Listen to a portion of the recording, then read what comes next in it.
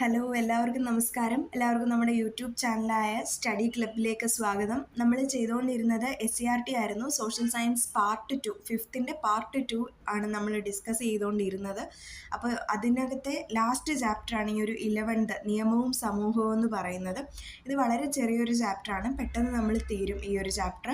അപ്പോൾ ഇതുകൂടി കഴിഞ്ഞ് കഴിഞ്ഞാൽ നമ്മുടെ 5th കംപ്ലീറ്റ് ആകും. 5th പാർട്ട് 2 സോഷ്യൽ സയൻസ് നമ്മളിവിടെ കംപ്ലീറ്റ് ആകും. അപ്പോൾ നമുക്ക് ഏതായാലും ഈ ഒരു നിയമവും സമൂഹവും എന്നുള്ള ചാപ്റ്ററിലോട്ട് നമുക്ക് പോകാം. അപ്പോൾ ഈ ഒരു ചാപ്റ്ററിൽ നിയമം എന്താണെന്ന് തന്നെ ഡിഫൈൻ ചെയ്യുന്നുണ്ട്. എന്താണ് നിയമം എന്ന് പറയുമ്പോൾ ഇവിടെ ഒരു ബോക്സിൽ കൊടുത്തിട്ടുണ്ട്. സമൂഹത്തിൻ്റെ നിലനിൽപ്പിനും സുഗമമായ പ്രവർത്തനങ്ങൾക്കും വേണ്ടി ഏർപ്പെടുത്തുന്ന അംഗീകരിക്കപ്പെട്ട നിയന്ത്രണങ്ങളും വ്യവസ്ഥകളുമാണ് നിയമം എന്ന് പറയുന്നത്. നമുക്കറിയാം, നമ്മുടെ ഒരു സൊസൈറ്റിയിൽ പ്രോപ്പറായിട്ടുള്ള കൺട്രോളും കാര്യങ്ങളും ഒന്നും ഇല്ലെന്നുണ്ടെങ്കിൽ ഒരുപാട് ആക്രമണങ്ങൾ നടക്കും, കുറ്റകൃത്യങ്ങൾ നടക്കും, അല്ലെങ്കിൽ കലുഷിതമായിട്ടുള്ള കുറേ അന്തരീക്ഷങ്ങളുണ്ടാകാം. അപ്പം അങ്ങനെയുള്ള കാര്യങ്ങൾ ഒന്നും ഉണ്ടാകാതിരിക്കാൻ അംഗീകരിക്കപ്പെട്ടിട്ടുള്ള കുറച്ച് ചെറിയ ചെറിയ നിയന്ത്രണങ്ങളും വ്യവസ്ഥകളും ഏർപ്പെടുത്തുന്നത്. അപ്പോൾ ആ ഒരു സംവിധാനമാണ് നിയമം എന്ന് പറയുന്നത്. അപ്പോൾ എന്താണ് നിയമം ചെയ്യുന്നത്?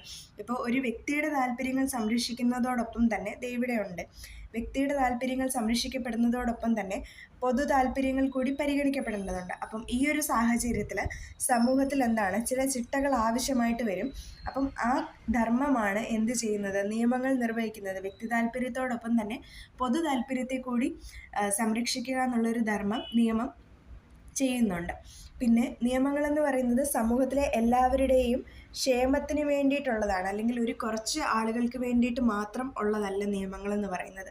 സമൂഹത്തിലെ എല്ലാവരുടെയും ക്ഷേമത്തിന് വേണ്ടി കൂടി ഉള്ളതാണ് നിയമങ്ങളെന്ന് പറയുന്നത്. പിന്നീട് ഒരു സമൂഹത്തിൽ ഓരോ വ്യക്തിക്കും സമൂഹത്തിൽ മെച്ചപ്പെട്ട ജീവിതവും സംരക്ഷണവും ഉറപ്പുവരുത്തുന്നതിന് നിയമങ്ങൾ അനിവാര്യമാണ്. അപ്പോൾ നിയമങ്ങൾ എന്തൊക്കെയാണ് ചെയ്യുന്നതെന്ന് വെച്ച് കഴിഞ്ഞാൽ, വ്യക്തി താല്പര്യത്തോടൊപ്പം പൊതു താല്പര്യങ്ങൾ സംരക്ഷിക്കുന്നുണ്ട്. അതുപോലെ തന്നെ സമൂഹത്തിൻ്റെ ക്ഷേമത്തിന് വേണ്ടിയിട്ട് പ്രവർത്തിക്കുന്നുണ്ട്. ഒരു വ്യക്തിക്ക് സമൂഹത്തിൽ മെച്ചപ്പെട്ട ജീവിതവും സംരക്ഷണവും ഉറപ്പുവരുത്തുന്നതിനും നിയമങ്ങൾ ആവശ്യമാണ്. ഓക്കെ, ഇനി ഇവിടെ നിയമങ്ങൾ പ്രധാനമായിട്ടും 2 രീതിയിലാണ് രൂപപ്പെടുന്നതെന്ന് പറയുന്നു. അതിൽ ഒന്നാമത്തേതാണ് സോഷ്യൽ നോംസ്, അല്ലെങ്കിൽ സാമൂഹിക വഴക്കങ്ങളിൽ കൂടി രൂപപ്പെടുന്ന നിയമങ്ങളെന്ന് പറയുന്നത്. എന്താണ് സാമൂഹിക വഴക്കങ്ങളെന്ന് ഇവിടെ ഒരു ബോക്സിൽ കൊടുത്തിട്ടുണ്ട്. സോഷ്യൽ നോംസ് എന്ന് പറയുമ്പോൾ ഒരു പ്രത്യേക സാമൂഹിക സംഘത്തിലോ സംസ്കാരത്തിലോ സ്വീകാര്യമായി കണക്കാക്കപ്പെടുന്ന വിശ്വാസങ്ങൾ, മനോഭാവങ്ങൾ, പെരുമാറ്റങ്ങൾ എന്നിവയുടെ അലിഖിത അൺറിട്ടൺ നിയമങ്ങളാണ് സാമൂഹിക വഴക്കങ്ങൾ എന്ന് പറയുന്നത്. ചുരുക്കി പറഞ്ഞാൽ ഇത്രയേ ഉള്ളൂ. ഒരു പ്രദേശത്തെയോ അല്ലെങ്കിൽ ഒരു കമ്മ്യൂണിറ്റിയിലോ അല്ലെങ്കിൽ ഒരു സംസ്കാരത്തിൽ, ഇവിടെയൊക്കെ ഒരു പൊതു സംസ്കാരം ഉണ്ടായിരിക്കും. അപ്പോൾ അവരുടെ കൾച്ചറിൽ പറഞ്ഞു വെച്ചിട്ടുണ്ടായിരിക്കും ഇങ്ങനെയുള്ള കാര്യങ്ങൾ ചെയ്യാൻ പാടില്ല, അത് തെറ്റാണ്, അല്ലെങ്കിൽ ഇങ്ങനെയുള്ള കാര്യങ്ങൾ ചെയ്യാം. അങ്ങനെ ചില സാംസ്കാരികമായ പറഞ്ഞു വയ്ക്കലുകളുണ്ടല്ലോ. അപ്പോൾ അത് എഴുതപ്പെട്ടിട്ടൊന്നും ഉള്ളതായിരിക്കില്ല. അത് കാലങ്ങളായിട്ട് ചിലപ്പോൾ ആ ഒരു കൾച്ചറൽ ഏരിയയിൽ, അല്ലെങ്കിൽ ആ ഒരു കൾച്ചർ, ആ ഒരു ഗ്രൂപ്പിൽ പറയുന്നതായിരിക്കും. അപ്പോൾ അങ്ങനെ പറയുന്ന കാര്യങ്ങൾ അവർ പാലിക്കപ്പെടുന്നുണ്ടായിരിക്കും കാലങ്ങളായിട്ട്. അപ്പോൾ അതങ്ങനെ എഴുതപ്പെട്ടതൊന്നുമില്ല, വാമൊഴിയായിട്ട് ഇങ്ങനെ പറഞ്ഞു വന്നിട്ടുള്ളതും അവരുടെ സംസ്കാരത്തിൻ്റെ ഭാഗമായിട്ടുള്ളതുമാണ്. അപ്പം അങ്ങനെയുള്ള കാര്യത്തെയാണ് നമ്മൾ സോഷ്യൽ നോംസ് എന്ന് പറയുന്നത്. അപ്പോൾ നിയമങ്ങൾ രൂപപ്പെടുന്നതിൽ ഒരെണ്ണം ഇങ്ങനെയാണ്, സോഷ്യൽ നോംസ് വഴി ഫോം ചെയ്യുന്നതാണ്. രണ്ടാമത്തേത് എങ്ങനെയാണ്?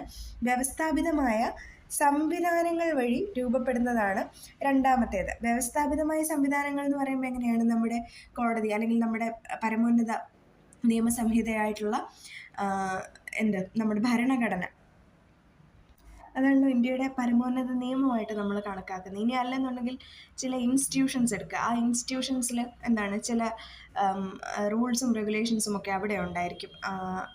ഇന്ന കാര്യങ്ങൾ ചെയ്യാം, ഇന്ന കാര്യങ്ങൾ ചെയ്യാൻ പാടില്ല, ഈ ഒരു കാര്യത്തിന് ഇങ്ങനെയാണ് ചെയ്യേണ്ടത്. അപ്പോൾ അങ്ങനെ വ്യവസ്ഥാപിതമായിട്ട് അത് കൃത്യമായിട്ട് രൂപപ്പെടുത്തിയിരിക്കുന്നതാണ്. അപ്പം അങ്ങനെയും രൂപപ്പെടുന്ന നിയമങ്ങളുണ്ട്. അതാണ് രണ്ടാമത്തേത്. ഒന്ന് സോഷ്യൽ നോംസ് വഴി, രണ്ട് വ്യവസ്ഥാപിതമായ സംവിധാനങ്ങൾ വഴി രൂപപ്പെടുന്നത്. നമ്മുടെ പ്രാചീന സമൂഹത്തിലപ്പോൾ എങ്ങനെയായിരിക്കാം? കൂടുതലും വാമൊഴി വഴക്കങ്ങൾ, അല്ലെങ്കിൽ ചില വഴക്കങ്ങളിൽ നിന്നാണ് അവർ ചെയ്ത് ഇന്നത് ചെയ്യാൻ പാടില്ല, ഇന്നത് ചെയ്യാം, അങ്ങനെയൊക്കെ പറയുന്ന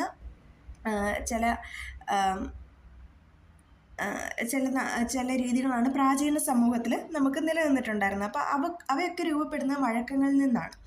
ഓക്കെ, ഇനി പിന്നെ അതിൽ തന്നെ പ്രാചീന കാലത്ത് ഇത് കൃത്യമായിട്ട് എഴുതപ്പെടാത്തവയുമായിരുന്നു പൊതുവെ. അതായത് ചിലത് ഉണ്ടായിരിക്കും ഇങ്ങനെ ചെയ്യണം ചെയ്യരുത് എന്ന് പറഞ്ഞിട്ടുള്ളതുണ്ടായിരിക്കും. പിന്നെ എന്താണ് അത് നടപ്പിലാക്കുന്നത് പ്രധാനമായിട്ട് ചില ആചാരങ്ങൾ അല്ലെങ്കിൽ സാമൂഹിക, നമ്മൾ മുമ്പേ പറഞ്ഞ പോലെ സോഷ്യൽ നോംസ്, ചില ആചാരങ്ങളുണ്ടായിരിക്കുമല്ലോ, ഇങ്ങനെ ചെയ്യാൻ പാടില്ല, അങ്ങനെ ചെയ്യാം എന്നൊക്കെ പറയുന്ന ചില ആചാരങ്ങളുണ്ടല്ലോ. അത് ഇപ്പം ഒരു കാലത്ത് സതി എന്ന് പറയുന്നത് ആ ഒരു സോഷ്യൽ നോമായിട്ട് ഇങ്ങനെ അല്ലെങ്കിൽ ഒരു വഴക്കം പോലെ നിലനിന്നതാണ്. പിൽക്കാലത്ത് അതെന്താണ്, ഒരു വ്യവസ്ഥാപിത നിയമ സംവിധാനങ്ങൾ വഴി അത് തെറ്റാണെന്നും അല്ലെങ്കിൽ അതിനെ നിരോധിക്കപ്പെടുകയും ചെയ്യുകയാണ് ചെയ്യുന്നത്. അപ്പോൾ ഇങ്ങനെയാണ് പ്രാചീന സമൂഹത്തിൽ നിയമങ്ങൾ നിലനിന്നിട്ടുണ്ടായിരുന്നു. അപ്പം നിലവിൽ നമുക്ക് പലതരത്തിലുള്ള നിയമങ്ങൾ നമ്മുടെ സൊസൈറ്റിയിൽ കാണാം. ഗതാഗത നിയമങ്ങൾ, ബാലാവകാശ നിയമം, വിദ്യാഭ്യാസ അവകാശ നിയമം എന്നിങ്ങനെ. ഇനിയും ഇവിടെ കൃത്യമായിട്ട് രാഷ്ട്രം എന്താണെന്ന് ഡിഫൈൻ ചെയ്യുന്നുണ്ട്. ഇവിടെ ഓർത്തിരിക്കണം, എന്താണ് രാഷ്ട്രം? ഒരു നിശ്ചിത ഭൂപ്രദേശത്ത് ഭരണകൂടത്തിൻ്റെ കീഴിൽ ജീവിക്കുന്ന സംഘടിതമായ സമൂഹത്തെയാണ് രാഷ്ട്രം എന്നതുകൊണ്ട് അർത്ഥമാക്കുന്നത്. അപ്പോൾ എന്താണ്, ഒരു പ്രത്യേക ജിയോഗ്രഫിക്കൽ ബൗണ്ടറിയിൽ അവിടുത്തെ ഒരു ഗവൺമെൻറ്റിൻ്റെ കീഴിൽ ജീവിക്കുന്ന ഓർഗനൈസ്ഡ് ആയിട്ടുള്ള സൊസൈറ്റി, അതിനെയാണ് നമ്മൾ രാഷ്ട്രം എന്ന് പറയുന്നത്. അപ്പം ഒരു രാഷ്ട്രത്തിന് എന്തൊക്കെയായിരിക്കണം ഉണ്ടായിരിക്കേണ്ടത്? ഒന്ന്, ഒരു രാഷ്ട്രത്തെ ഡിഫൈൻ ചെയ്യുമ്പോൾ അവിടെ പോപ്പുലേഷൻ അല്ലെങ്കിൽ ജനസംഖ്യ ഉണ്ടായിരിക്കണം. 2, രാഷ്ട്രത്തിന് ഭൂപ്രദേശം ഉണ്ടായിരിക്കണം. 3, ഗവൺമെൻറ് ഉണ്ടായിരിക്കണം. 4, പരമാധികാരം അല്ലെങ്കിൽ സോവറിനിറ്റി എന്നിവയുണ്ടായിരിക്കണം. ഇതാണ് രാഷ്ട്രം. ഇതെല്ലാം കൂടി ചേരുമ്പോൾ, ഈ ഘടകങ്ങളെല്ലാം കൂടി ചേർന്നതാണ് രാഷ്ട്രം എന്ന് പറയുന്നത്. വേണമെങ്കിൽ ഇവിടുന്ന് ഒരു സ്റ്റേറ്റ്മെൻറ്റോ അല്ലെങ്കിൽ ഒബ്ജക്റ്റീവായിട്ടോ എന്താണ് ഇങ്ങനെ ചോദിക്കാം. താഴെ തന്നിട്ടുള്ളതിൽ രാഷ്ട്രത്തിൻ്റെ ഘടകങ്ങൾ അല്ലാത്തത് ഏതാണ് എന്ന് ചോദിക്കാം. അല്ലെങ്കിൽ താഴെ തന്നിട്ടുള്ള രാഷ്ട്രത്തിൻ്റെ ഘടകങ്ങൾ ഏതൊക്കെയാണ്, അല്ലെങ്കിൽ ഏതെങ്കിലും ഒരു സ്റ്റേറ്റ്മെൻറ്റിനകത്ത് ഈ ഒരു സെൻറ്റൻസ് ഇങ്ങനെ കൊടുക്കാം, അതിലേതെങ്കിലും ഒന്ന് കട്ട് ചെയ്യാം, പകരം വേറൊന്ന് ആഡ് ചെയ്തിട്ട് ചോദിക്കാം. അപ്പോൾ അങ്ങനെയൊക്കെ ചോദിച്ചു കഴിഞ്ഞാൽ ഓർത്തിരിക്കുക, രാഷ്ട്രത്തിൻ്റെ ഘടകങ്ങളാണ് ജനസംഖ്യ, പോപ്പുലേഷൻ, പിന്നീട് ഒരു ടെറിട്ടറി അല്ലെങ്കിൽ ഒരു ഭൂപ്രദേശം, ഒരു ജോഗ്രഫിക്കൽ ഏരിയ, പിന്നീട് ഗവൺമെൻറ്, പരമാധികാരം എന്നിവയാണ് രാഷ്ട്രത്തിൻ്റെ ഘടകങ്ങളെന്ന് പറയുന്നത്. ഓക്കെ, ഇവിടെ ഇനിയും കുറച്ച് എന്താണ് ഇങ്ങനെ റൂൾസും കാര്യങ്ങളൊക്കെ കൊടുക്കുകയാണ്. ഗതാഗത റൂൾസ്, അങ്ങനത്തെ കാര്യങ്ങളൊക്കെയാണ് ഇവിടെ പറയുന്നത്. പിന്നെ കാൽനടക്കാർ ശ്രദ്ധിക്കേണ്ട കാര്യങ്ങളെക്കുറിച്ച് പറയുന്നുണ്ട്. പെട്ടെന്നൊന്ന് പറഞ്ഞു പോയേക്കാം അറിയുന്നതാണെങ്കിലും. എന്താണ്, 2 പേരിൽ കൂടുതൽ ഒരു റോഡിൻ്റെ വശം ചേർന്ന് നടക്കരുത്. പിന്നെ കാൽനടയാത്ര നിരോധിച്ചിട്ടുള്ള സ്ഥലങ്ങളിൽ കൂടി നടക്കാൻ പാടില്ല. മൊബൈൽ ഫോൺ, ഹെഡ്സെറ്റ് എന്നിവ ഉപയോഗിച്ചുകൊണ്ട് റോഡിൽ കൂടെ നടക്കരുത്. പിന്നെ നടപ്പാത ഉണ്ടെങ്കിൽ, റോഡിൻ്റെ സൈഡിൽ നടപ്പാത ഉണ്ടെങ്കിൽ അതിലേക്ക് കൂടി നടക്കുക, അല്ലെന്നുണ്ടെങ്കിൽ വലതുവശം ചേർന്ന് മാത്രം നടക്കുക എന്നുള്ളൊരു കാര്യം. പിന്നീട് ആദ്യം വലതുവശത്തും പിന്നീട് ഇടതുവശത്തും നോക്കി വാഹനങ്ങളില്ലെന്ന് ഉറപ്പ് വരുത്തിയിട്ട് റോഡ് മുറിച്ച് കടക്കുക. സീബ്ര ക്രോസിംഗ് ഉള്ള സ്ഥലങ്ങളിൽ കൂടി മാത്രം റോഡ് മുറിച്ച് കടക്കുക. സിഗ്നലുകൾ നോക്കിയിട്ട് റോഡ് ക്രോസ് ചെയ്യുക. ഇതൊക്കെ അറിയുന്ന കാര്യങ്ങളാണ്. ഞാൻ ഇതിൽ കണ്ടപ്പോൾ അങ്ങ് പറഞ്ഞു പോയി എന്ന് മാത്രം. നമുക്ക് ഡീറ്റെയിൽഡ് ആയിട്ടുള്ള ബാക്കി കാര്യങ്ങളിലേക്ക് പോകാം. ഓക്കെ, അടുത്തത് ഈ ബോക്സിൽ ഇമ്പോർട്ടൻ്റ് ആയിട്ട് കൊടുത്തിട്ടുള്ളതാണ് വിവരസാങ്കേതിക വിദ്യാ നിയമം അല്ലെങ്കിൽ നമ്മുടെ ഐടി ആക്ട് 2000 എന്ന് പറയുന്നത്. ഇതെന്തിനു വേണ്ടിയാണ് വന്നതെന്ന് വെച്ച് കഴിഞ്ഞാൽ, വിവരസാങ്കേതിക വിദ്യ ഉപയോഗിച്ചിട്ടുള്ള ഇടപാടുകൾക്ക് നിയമപരമായ അംഗീകാരവും സുരക്ഷിതത്വവും ഉറപ്പുവരുത്തുന്നതിനായി നിലവിൽ വന്ന നിയമമാണ് ഐടി ആക്ട് 2000 എന്ന് പറയുന്നത്. ഇത് സൈബർ കുറ്റകൃത്യങ്ങളിൽ ഏർപ്പെടുന്നവർക്ക് കർശനമായ ശിക്ഷയാണ് ഈ നിയമത്തിൽ വ്യവസ്ഥ ചെയ്തിരിക്കുന്നത്. അപ്പോൾ ഇത് പിന്നീട് അമെൻമെൻറ്റ് ചെയ്തിട്ടാണ് നമ്മുടെ ഐടി ആക്ട് 2008 നിലവിൽ വരുന്നത്. അപ്പോൾ ഈ 2000 വന്ന ഐടി ആക്ട് ആദ്യം ഇന്നാക്ട് ചെയ്യുന്നത് June 9, 2000 അത് എഫക്റ്റീവിൽ വരുന്നത് October 17, 2000 കേട്ടോ. എഫക്റ്റീവിൽ വരുന്നത് October 17, 2000 ആണ് എഫക്റ്റീവ് ആകുന്നത് എന്ന് ഓർത്തിരിക്കുക. പിന്നെ അമെൻമെൻറ്റ് വരുന്നതാണ് 2008. ഓക്കെ, ഇത്രയും ക്ലിയർ ആണെന്ന് വിചാരിക്കുന്നു. നമ്മുടെ സൈബർ ലോകത്തെ അല്ലെങ്കിൽ വിവരസാങ്കേതിക വിദ്യ ഉപയോഗിച്ചിട്ടുള്ള ഇടപാടുകൾക്ക് നിയമപരമായിട്ടുള്ള സുരക്ഷിതത്വം ഉറപ്പുവരുത്തുന്നതിന് വേണ്ടിയിട്ടാണിത് കൊണ്ടുവന്നിട്ടുള്ളത് എന്ന് ഓർത്തിരിക്കുക. ഓക്കെ, പിന്നെ വിവരാവകാശ നിയമത്തെക്കുറിച്ച് പറയുന്നുണ്ട്. റൈറ്റ് ടു ഇൻഫർമേഷൻ, അത് 2005 വരുന്നത്.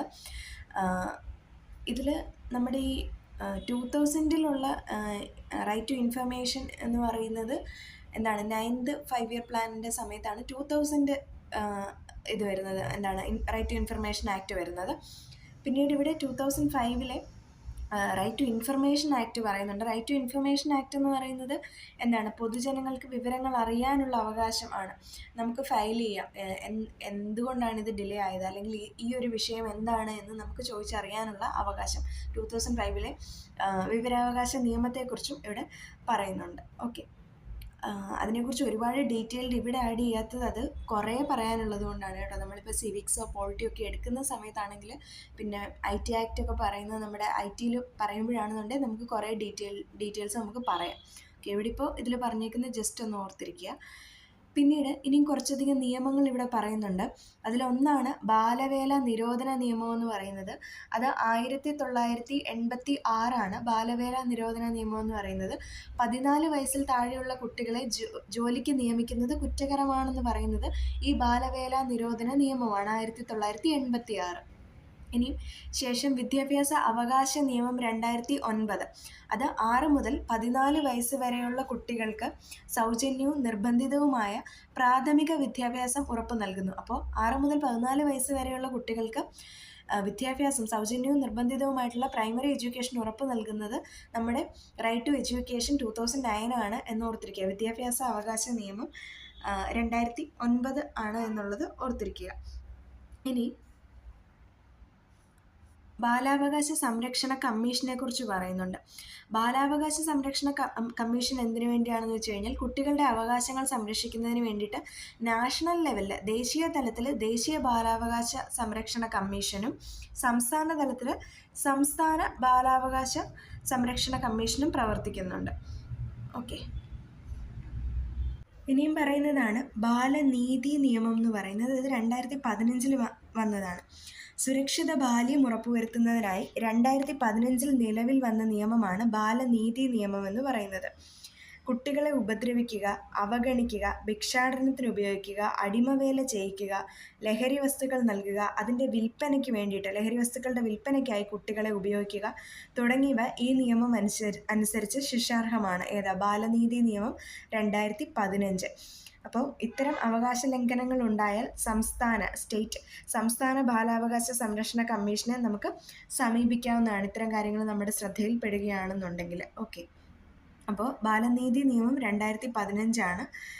അതിനു മുന്നേ വിദ്യാഭ്യാസ അവകാശ നിയമം 2009. അതെന്താണ്? 6 മുതൽ 14 വയസ്സ് വരെയുള്ള കുട്ടികൾക്ക് സൗജന്യവും നിർബന്ധിതവുമായിട്ടുള്ള പ്രാഥമിക വിദ്യാഭ്യാസം. പിന്നെ ബാലവേല നിരോധന നിയമം 1986, 14 വയസ്സിന് താഴെയുള്ള കുട്ടികളെ ജോലിക്ക് നിയമിക്കുന്നത് കുറ്റകരമാക്കിക്കൊണ്ടുള്ളത്. ഇനിയും ഇവിടെ 2 ഡേറ്റ്സ് പറയുന്നുണ്ട്. നവംബർ 20 ലോക ബാലാവകാശ സംരക്ഷണ ദിനം. ഏതാണ്? നവംബർ 20. ഇനി വരാനിരിക്കുന്നതാണ്, നവംബർ 20. ജൂൺ 12 എന്ന് പറയുന്നത് ബാലവേല വിരുദ്ധ ദിനമാണ്. അപ്പോൾ നവംബർ 20 ലോക ബാലാവകാശ സംരക്ഷണ ദിനവും ജൂൺ 12 ബാലവേല വിരുദ്ധ ദിനവും. ചൈൽഡ് ഹെൽപ്പ് ലൈൻ നമ്പർ എന്ന് പറയുന്നത് 1098 1098 ചൈൽഡ് ഹെൽപ്പ് ലൈൻ നമ്പർ എന്ന് പറയുന്നത്. അപ്പോൾ ജൂൺ 12 ബാലവേല വിരുദ്ധ ദിനം, നവംബർ 20 ലോക ബാലാവകാശ സംരക്ഷണ ദിനം. Child help line number 1098. Okay, ഇനിയും മേജറായിട്ടുള്ള നമ്മുടെ പോക്സോ ആക്ട് 2012 കുറിച്ച് പറയുന്നുണ്ട്. ഇവിടെ ഇതിൽ ശ്രദ്ധിക്കണം, ഇതിൽ തന്നെ പറയുന്നുണ്ട് ലിംഗപദവി വ്യത്യാസമില്ലാതെ, അതായത് ജെൻഡർ ന്യൂട്രലാണ്, ആൺകുട്ടികൾക്കും പെൺകുട്ടികൾക്കും ഇത് ബാധകമാണ്. ലിംഗപദവി വ്യത്യാസമില്ലാതെ കുട്ടികൾക്കെതിരെയുള്ള ലൈംഗിക അതിക്രമങ്ങളിൽ നിന്ന് അവരെ സംരക്ഷിക്കുന്നതിനായി നിലവിൽ വന്ന നിയമമാണ് പോക്സോ ആക്ട്. ലൈംഗിക കുറ്റകൃത്യങ്ങളിൽ നിന്നും കുട്ടികളെ സംരക്ഷിക്കുന്നതിനുള്ള നിയമം 2012. അപ്പോൾ അന്താരാഷ്ട്ര തലത്തിൽ ഇൻ്റർനാഷണൽ ലെവൽ 1989 നിലവിൽ വന്ന കുട്ടികളുടെ അവകാശ ഉടമ്പടി അംഗീകരിച്ചുകൊണ്ടാണ് ഇന്ത്യ ഗവൺമെൻറ് ഈ നിയമം നടപ്പിലാക്കിയത്. അപ്പോൾ എങ്ങനെയാണ് 1989 നിലവിൽ വന്ന കുട്ടികളുടെ അവകാശ ഉടമ്പടി, അന്താരാഷ്ട്ര തലത്തിൽ നിലവിൽ വന്ന കുട്ടികളുടെ അവകാശ ഉടമ്പടിയെ ബേസ് ചെയ്താണ് ഇന്ത്യ ഗവൺമെൻറ്റും എന്ത് കൊണ്ടുവന്നത്? ഈ ഒരു പോക്സോ ആക്ട് 2012 നിലവിൽ വന്നത്. ഈ പോക്സോ ആക്ടിൻ്റെ സെക്ഷൻ 15 എന്ന് പറയുന്നത്, സെക്ഷൻ 15 ആണ് എന്തിനെക്കുറിച്ച് പറയുന്നത്, ചൈൽഡ് പോണോഗ്രഫിയെക്കുറിച്ച് പറയുന്ന ആ ഒരു കുറ്റകൃത്യത്തെക്കുറിച്ച് പറയുന്നത് സെക്ഷൻ 15 പിന്നീട് സെക്ഷൻ 19 ഉണ്ട്. സെക്ഷൻ 19 എന്ന് പറയുന്നത് മാൻഡേറ്ററി ആയിട്ട് നമ്മൾ ഇപ്പം ഇതുമായിട്ട് ബന്ധപ്പെട്ടിട്ടുള്ള അല്ലെങ്കിൽ കുട്ടികളെ സംബന്ധിച്ചുള്ള അതിക്രമങ്ങളെ നമ്മൾ കാണുകയാണെന്നുണ്ടെങ്കിൽ ഉള്ള റിപ്പോർട്ടിങ്ങിനെ കുറിച്ചാണ്, മാൻഡേറ്ററി റിപ്പോർട്ടിങ്ങിനെ കുറിച്ചാണ്. പക്ഷേ ഫോൾസ് ആയിട്ടുള്ള ന്യൂസ് അല്ലെങ്കിൽ ഫേക്ക് ആയിട്ടുള്ള കാര്യങ്ങളാണ് പോയി റിപ്പോർട്ട് ചെയ്യുന്നതെങ്കിൽ റിപ്പോർട്ട് ചെയ്ത ആൾക്ക് മേലെ പിഴ ചുമത്തുന്നതുമായിരിക്കും. ഓക്കെ, അപ്പോൾ പോക്സോ ആക്ട് 2012 ലിംഗപദവി വ്യത്യാസമില്ലാതെ ജെൻഡർ ന്യൂട്രൽ ആയിട്ടുള്ള ഒരു ലോയാണ് എന്തെന്ന് പറയുന്നത്, പോക്സോ ആക്ട് എന്ന് പറയുന്നത്. പിന്നീട് എന്തിനെ ബേസ് ചെയ്ത് വന്നു, 1989 നിലവിൽ വന്ന കുട്ടികളുടെ അവകാശ ഉടമ്പടി അംഗീകരിച്ചുകൊണ്ടാണ് ഇന്ത്യ ഗവൺമെൻറ് ഈ നിയമം നടപ്പിലാക്കുന്നത് എന്നുകൂടി ഓർത്തിരിക്കുക. ഇനി എന്താണ് നിയമവാഴ്ച അല്ലെങ്കിൽ റൂൾ ഓഫ് ലോ എന്താണെന്ന് ഇവിടെ പറയുന്നുണ്ട്. അതായത് നിയമങ്ങൾക്ക് വിധേയപ്പെട്ട് നമ്മൾ നിൽക്കുന്നത് കൊണ്ടാണ്, അല്ലെങ്കിൽ നിയമങ്ങൾ നമ്മൾ അനുസരിക്കുന്നത് കൊണ്ടാണ് നമ്മളുടെ സോഷ്യൽ ലൈഫ് എന്താണ് കുറച്ച് സുഗമമായിട്ട് പോകുന്നത്. അപ്പോൾ നിയമത്തിന് മുന്നിൽ എല്ലാവരും ഈക്വലാണ്. അപ്പോൾ നിയമം പറയുന്ന തുല്യ സംരക്ഷണം എന്ന് പറയുന്ന കാര്യമുണ്ടല്ലോ, അത് അനുഭവിച്ച് അതനുസരിച്ച് അല്ലെങ്കിൽ അതിന് വിധേയപ്പെട്ട് ജീവിക്കുന്ന സാഹചര്യമാണ് നിയമവാഴ്ച എന്ന് പറയുന്നത്. അപ്പോൾ നിയമം തരുന്ന ബെനിഫിറ്റ്സ് അല്ലെങ്കിൽ നിയമം മുന്നോട്ട് വയ്ക്കുന്നത് തുല്യ സംരക്ഷണം പോലെയുള്ള കാര്യങ്ങൾ അനുഭവിച്ച് അവയ്ക്ക് വിധേയപ്പെട്ട് ജീവിക്കുന്ന സാഹചര്യമാണ് നിയമവാഴ്ച എന്നിവിടെ ഡിഫൈൻ ചെയ്തിട്ടുണ്ട്. ഇനി സുപ്രീം കോടതിയെക്കുറിച്ചും കേരള ഹൈക്കോടതിയെക്കുറിച്ചും പറയുന്നുണ്ട്. ഇന്ത്യയുടെ പരമോന്നത കോടതിയാണ് സുപ്രീം കോടതി. ന്യൂഡൽഹിയിലാണ് സുപ്രീം കോടതി സ്ഥിതി ചെയ്യുന്നത്. പിന്നെ സംസ്ഥാനത്തെ ഏറ്റവും ഉയർന്ന കോടതിയാണ് ഹൈക്കോടതി. നമ്മുടെ കേരളത്തിൽ എവിടെയാണ്? എറണാകുളത്താണ് സ്ഥിതി ചെയ്യുന്നത്. ഓക്കെ, ഇനിയും ഇത് മാത്രമാണോ? അല്ല, നമുക്ക് ഇങ്ങനൊരു ഓർഡർ തന്നെ ഉണ്ട്. സുപ്രീം കോടതിയുണ്ട്, ഹൈക്കോടതിയുണ്ട്, ജില്ലാ കോടതിയുണ്ട്, കീഴ്ക്കോടതികളും നമുക്ക് ഉണ്ട്. അപ്പോൾ ഇത്രയുമാണ് ഈ ഒരു ചാപ്റ്റർ എന്ന് പറയുന്നത്. അപ്പോൾ ഇതിനകത്ത് ഏറ്റവും ഇമ്പോർട്ടൻ്റ് ആയിട്ട് ഓർത്തിരിക്കേണ്ടത് ഒന്ന്, നമ്മുടെ പോക്സോ ആക്ട് 2012 നമ്മളൊന്ന് ഓർത്തിരിക്കണം. ജൂൺ 12 എന്തായിരുന്നു? ബാലവേല വിരുദ്ധ ദിനമാണെന്നുള്ളത് ഓർത്തിരിക്കണം. നവംബർ 20 ലോക ബാലാവകാശ സംരക്ഷണ ദിനമാണെന്ന് ഓർത്തിരിക്കണം. Child help line number 1098. ഇനി ബാലനീതി നിയമം വന്നത് 2015 എന്താണ് അതിൽ പറഞ്ഞിട്ടുണ്ട്, കുട്ടികളെ ഉപദ്രവിക്കുക, ഭിക്ഷാടനത്തിന് ഉപയോഗിക്കുക, അടിമവേല ചെയ്യിക്കുക തുടങ്ങിയ കാര്യങ്ങൾ ഈ നിയമം അനുസരിച്ച് ശിക്ഷാർഹമാണ്. ഇത് കണ്ടു കഴിഞ്ഞാൽ നമുക്ക് സംസ്ഥാന ബാലാവകാശ സംരക്ഷണ കമ്മീഷനെ അറിയിക്കാമെന്ന് പറയുന്നുണ്ട്. പിന്നീട് വിദ്യാഭ്യാസ അവകാശ നിയമം 2009 വരുന്നത്. 6 മുതൽ 14 വയസ്സ് വരെയുള്ള കുട്ടികൾക്ക് നിർബന്ധിതവും പ്രാഥമികവുമായിട്ടുള്ള വിദ്യാഭ്യാസം ഉറപ്പുവരുത്തുന്നു. ബാലവേല നിരോധന നിയമം 1986 14 വയസ്സിൽ താഴെയുള്ള കുട്ടികളെ ജോലിക്ക് നിയമിക്കുന്നത് കുറ്റകരമാണെന്ന് പറയുന്നത്. ഓക്കെ, പിന്നെ വിവരാവകാശ നിയമം 2005 പൊതുജനങ്ങൾക്ക് വിവരങ്ങൾ അറിയാനുള്ള അവകാശം ഉറപ്പ് വരുത്തുകയാണ് ചെയ്യുന്നത്. പിന്നീട് നമ്മൾ ഇവിടെ പറയുമ്പോൾ PSC PYQ ആയിരുന്നു എന്തെന്ന് പറയുന്നത്, സ്റ്റാമ്പ് ഫീ എത്രയാണെന്നുള്ള ഒരു കാര്യം. അത് 10 രൂപയാണ്. BPL ആണെന്നുണ്ടെങ്കിൽ ഫീ ഇല്ല എന്നുള്ളൊരു കാര്യം, അവർക്ക് എക്സംഷൻ ഉണ്ട് എന്നുള്ളൊരു കാര്യം ഓർത്തിരിക്കണം. അത് അവിടെ പ്രൂവ് ചെയ്യുമ്പോൾ അതിൽ എക്സംഷൻസ് കിട്ടും. അല്ലാതെ സ്റ്റാമ്പ് ഫീ എന്ന് പറയുന്നത് 10 രൂപയാണെന്നും കൂടി ഒന്ന് ഓർത്തിരിക്കണം. അപ്പോൾ ഇത്രയും കാര്യങ്ങളാണ് നമുക്കുള്ളത്. പിന്നെ നമ്മൾ ഓൾറെഡി പറഞ്ഞ കുറച്ച് കാര്യങ്ങളാണ്. ഞാൻ ഇതുമായിട്ട് ബന്ധപ്പെട്ടിട്ടുള്ള ക്വിസും അതുപോലെ തന്നെ നമ്മുടെ ഫിഫ്ത്ത് റിലേറ്റഡ് ആയിട്ടുള്ള ക്വിസ് ഞാൻ നമ്മുടെ യൂട്യൂബ് ചാനലിൻ്റെ പോസ്റ്റ് സെക്ഷനിൽ പോസ്റ്റ് ചെയ്യാം. അടുത്ത 2 ദിവസങ്ങളിലായിട്ട് അല്ലെങ്കിൽ ഇന്നും നാളെയുമായിട്ടും അത് ഏതായാലും പോസ്റ്റ് ചെയ്യാം. അപ്പോൾ അതൊരു റിവിഷൻ പോലെ ആകുമല്ലോ. അപ്പോൾ നമുക്കതും കൂടി പ്രാക്ടീസ് ചെയ്യാനെ കൊണ്ട് പറ്റും. ഇനി നമുക്ക് 6th ചെയ്യാം. ഇതിനിടയിൽ ഞാൻ കറണ്ട് അഫേഴ്സിൻ്റെ കുറച്ച് കാര്യങ്ങളും കൂടി ചെയ്യാൻ പ്ലാൻ ചെയ്യുന്നുണ്ട്. ഇമ്പോർട്ടൻ്റ് ആയിട്ട് വരുന്ന കുറച്ച് കറണ്ട് അഫേഴ്സും കൂടി മാർക്ക് ചെയ്തിട്ട് അതിൻ്റെ വീഡിയോ കൂടി ഞാൻ പോസ്റ്റ് ചെയ്യാം. അപ്പോൾ ഇന്നത്തെ ക്ലാസ്സിൽ ഇത്രയുമാണുള്ളത്. ക്ലാസ് ചാനൽ ഇഷ്ടമായിട്ടുണ്ടെന്നുണ്ടെങ്കിൽ ചാനൽ സബ്സ്ക്രൈബ് ചെയ്യാൻ മറക്കരുത്. അതുപോലെ തന്നെ വിലപ്പെട്ട അഭിപ്രായങ്ങൾ കമൻറ്റ് ബോക്സിൽ രേഖപ്പെടുത്തണം. അപ്പോൾ ലൈക്ക് ചെയ്യുക, ഷെയർ ചെയ്യുക. അപ്പോൾ ഇന്നത്തെ ക്ലാസ് ഇത്രയേ ഉള്ളൂ. അപ്പോൾ അടുത്തൊരു ക്ലാസ്സുമായിട്ട് വീണ്ടും കാണാം. ബൈ.